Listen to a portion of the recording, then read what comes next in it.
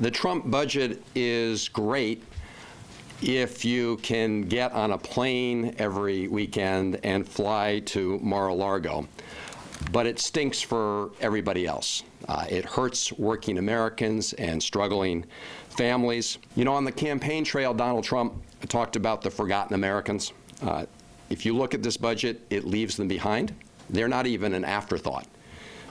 All of us recognize we need to invest in a strong, robust military to protect our national security, but we also need to invest in economic opportunity and economic growth if we want to really be a strong country. Here we have a budget coming down that dramatically cuts investments in our education in trying to build the skills Americans need to compete in the 21st century, while we've got a bill backed by President Trump, Trump Care, with these huge tax cuts for millionaires and billionaires and powerful special interests, and then a budget that funds the military at the expense of other important investments. I don't know what Donald Trump has against older Americans, but this budget targets them as well.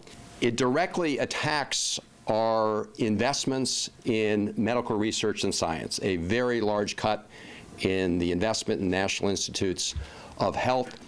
On the one hand, you have a president who talks about modernizing our infrastructure, but then sends a budget up here that puts a big hole in our infrastructure investment.